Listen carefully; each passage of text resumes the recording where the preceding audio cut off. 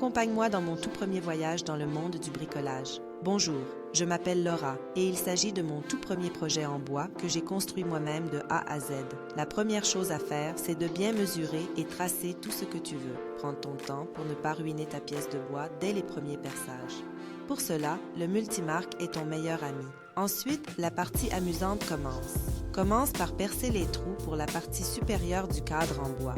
N'oublie pas que les trous doivent être légèrement plus grands que le vase. Utilise un serre-joint pour fixer ta pièce de bois dans l'établi afin qu'elle ne bouge pas pendant le perçage. Pour protéger ton établi, tu peux placer une vieille planche de bois en dessous.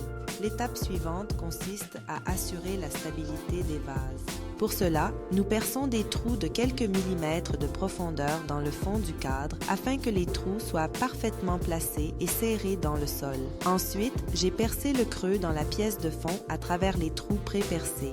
Il est maintenant temps de procéder à l'assemblage. Bien entendu, j'ai opté ici pour la connexion Pocket Hole. Vous pouvez utiliser n'importe quel Pocket Hole jig, j'ai utilisé la R3. N'oubliez pas de mesurer l'épaisseur du matériau et d'ajuster le gabarit en conséquence.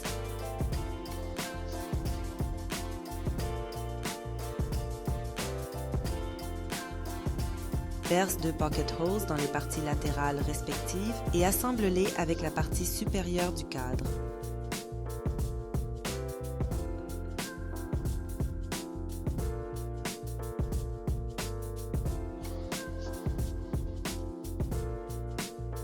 Regarde comme c'est mignon. J'ai décidé de recouvrir mes trous de poche avec les bouchons qui sont déjà fournis avec le R3 Jig. Mets un peu de colle dans le trou de la poche et un peu sur les bouchons. Introduis les bouchons, exerce une petite pression avec le pans et laisse sécher pendant une trentaine de minutes. Ici, les bouchons ne s'adaptent pas parfaitement, ce qui n'est pas un problème. À l'aide d'une ponceuse, j'ai rectifié les bouchons pour qu'elles soient à fleur de ma pièce. Monte maintenant le fond avec le quick flip, préperce 2 trous à gauche et à droite et visse ensuite le fond aux 2 parties latérales à l'aide de l'embout intégré.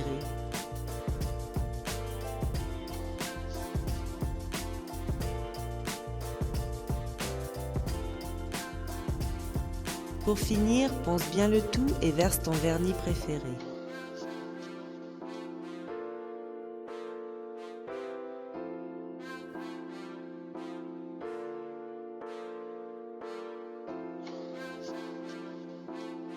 Lorsque la peinture est sèche, il ne manque plus que quelques fleurs.